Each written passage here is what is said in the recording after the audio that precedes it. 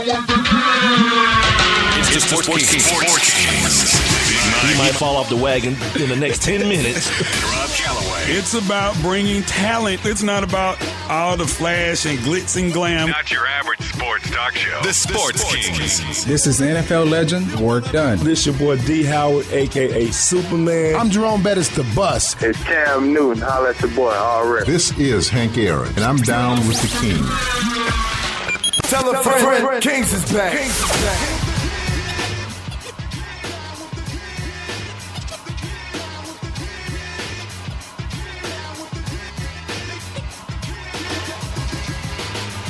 And we are back. This is Sports Kings Live, being heard via Spreaker.com. Rob Calloway flying solo dolo tonight.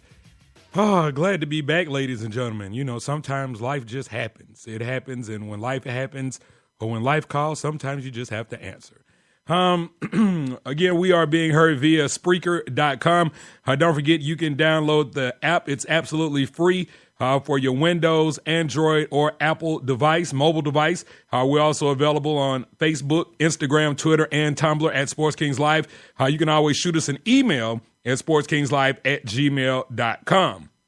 All right, so we were away yesterday. The show was away yesterday, and Atlanta traffic is just stupid. And we try to give this show to you each and every night at 7 o'clock, and sometimes it gets difficult because, again, as I said, life happens. But anyway, now that we're back, a lot of things happened while we were away since Monday. Barry Bonds was cleared in his federal steroid case. PGA players are pulling for Tiger Woods, but not why you might think. We'll definitely talk about that coming up. Bill Simmons, formerly of ESPN, has found a new home. Make sure we'll give you that updated information because I think this is going to be a match made in heaven for him. Marcus Mariota and the Titans have finally agreed to terms on his 4-year rookie deal. Roger Goodell, the commish of the NFL, says there's absolutely no timetable on Tom Brady's appeal. The Spurs claimed the Summer League title. Becky Hammon, the Spurs assistant coach, was actually the head coach of the Summer League team, and she became the first woman head coach to win that NBA Summer League championship. And so we have to make sure that we talk about that coming up because there are a lot of implications and a lot of things being said in regards to one Becky Hammon winning this Summer League championship. And it could be a real groundbreaker in the National Basketball Association. Also, the NBA is leaning towards seeding playoff teams by record, not by divisional standings. And that also could be big because we've seen, and I know just off the bat, that the San Antonio Spurs and the Houston Rockets, it was a situation between those two teams where they kind of flip-flopped. And I forgot what actually happened. I think it came down to the final 2 games of the season, and I think Houston won the games they were supposed to, and they ended up winning the division, and that put San Antonio in the 6th seed. But if San Antonio had won, they would have been, I guess, the 4th seed, if I'm not mistaken. But this thing right here, it'll definitely work out better, in my opinion, when you talk about records versus division titles. Because at the end of the day, the record is what should really count. Or, again, that's just my opinion. But last night, well, again, we got a lot of stuff to talk about. But last night, the NBA Players Awards was aired on BET. Now, it was taped on Sunday. And, we talked about it briefly last week before Mike went on his sabbatical. And, I was saying that I felt like some of the award titles were stupid, that, some of the things, that we were reading about were, I just wasn't in agreement. So I felt like it was ludicrous. I mean, the NFL does the same type thing. When is it? The Saturday before the Super Bowl, if I'm not mistaken, where they have this big award show, and they do a really good job. I mean, it's a show that I look forward to. I mean, and again, quality show. Not so much on the BET tip last night, though. Oh, my God. First of all, I tuned in because, actually, I forgot that it was coming on.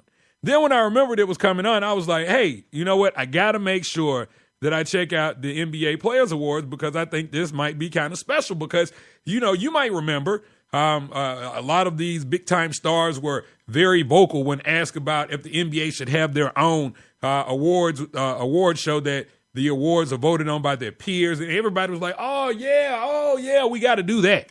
Oh, that's going to be absolutely incredible if we make that happen.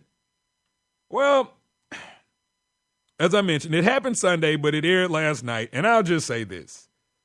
Not a big fan of BET. I've talked about how BET has lost their edge when it comes to a lot of programming. I mean, the biggest things on BET right now are shows like Nellyville and Real House Husbands. BET kind of lost their edge when it came to the programming that, they used to have quality programming, or at least, the programming that they had, 106 in Park, Rap City, those shows were quality. And big shouts out to Coop, just stepped up into the chat room, and you can too. All you got to do is download the Spreaker app and search Sports Kings Live, and you can jump in the chat room with Coop and check out the show and join the conversation as well. But, and I'm going to say this, I'm not a big award show guy. So let me go ahead and preference that. I'm not a big award show guy.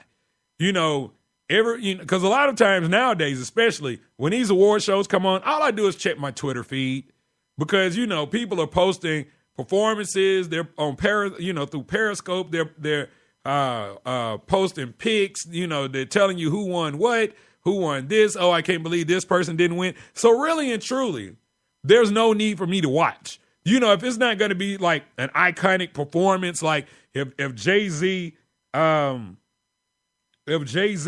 is going to perform or something like that, then maybe I'll watch. If Outkast is going to perform, then yeah, I'll watch.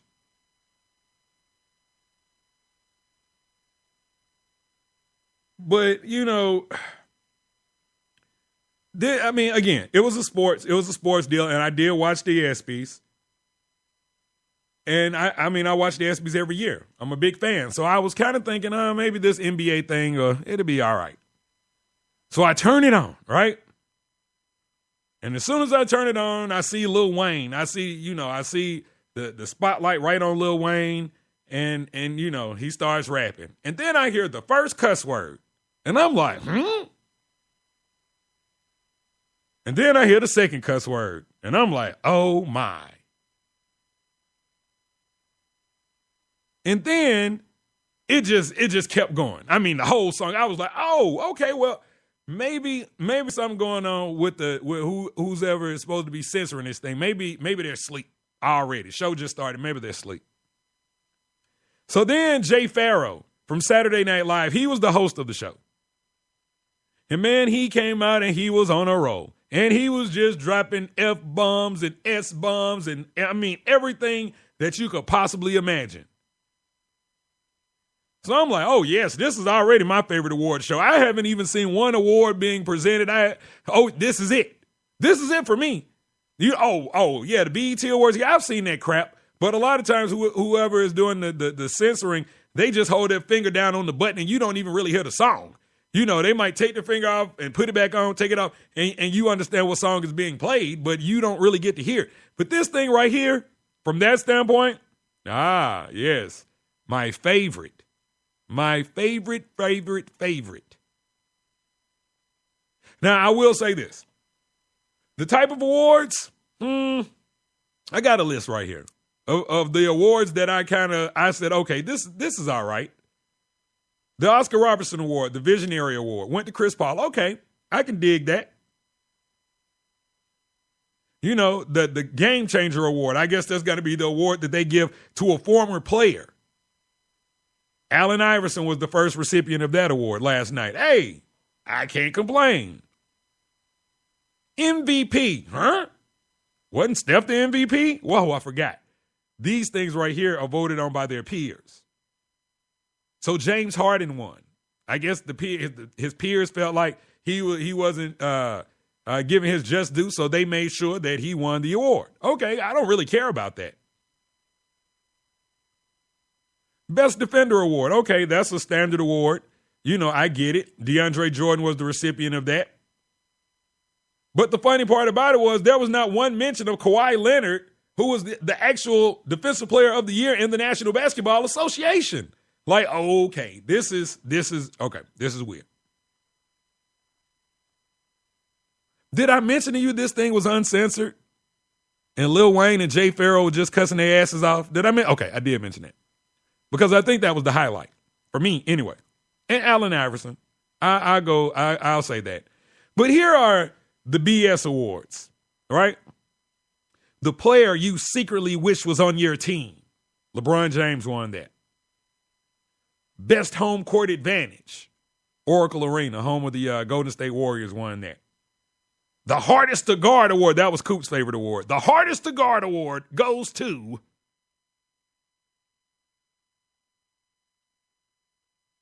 yeah, y'all could have kept that crap. Yeah, that was BS, man. And I'm just, look, let me say this. This thing really could have worked, okay? Let's just put it in perspective. This thing could have really worked, but a few things had to happen. All right, so you're in Vegas, right? They had it at the Rio, which when I saw that it was at the Rio, I kind of was like, this thing's going to be kind of crappy, because anything big going down to Vegas is like MGM or something like that, but they were at the Rio. Nothing special about the Rio. But you're in Vegas. You got this Summer League thing going on, right? And we've seen that all the stars have been at the Summer League at some point during the week, right? They were all there. So if you make the event, to conclude Summer League, which, of course, that's what they were trying to do, there should be absolutely no reason that your superstars are not there. Come on now. This is an NBA event, right? An NBA event. Only 7 of the 29 advertised NBA stars showed up for the event. 7. And I can name 3 right here off top. Well, 4. Chris Paul Pierce of the Clippers. And I wouldn't even call Paul Pierce a superstar. He's a star now. He was.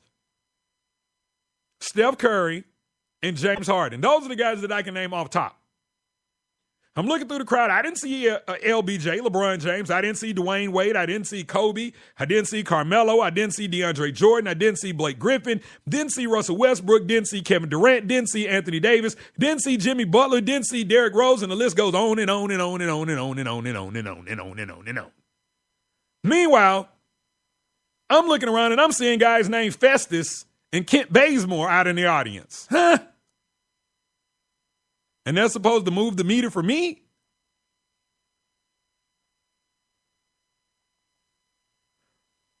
But when you looked out in the audience of the ESPYs last week, you saw all your NBA stars out there. They were all there.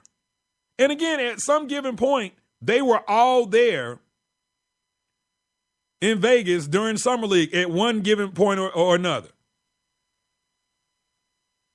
And maybe BET deserves this award show, because if it's just going to be like, 7 A-listers and then the rest of them are, C, D, E, F, G, then I don't think a major network like ESPN or anything like that, they're going to pick that award show up. Yeah, Coop, I saw Kyle Korver. Again, didn't move my meter. I even saw the NBA Finals MVP Andre Iguodala. Didn't move my meter.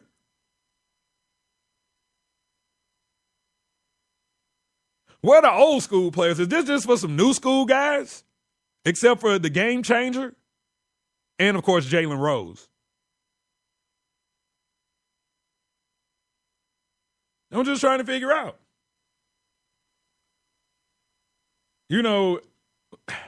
This thing could have been so great. It could, because the concept, when you look at what they tried to do,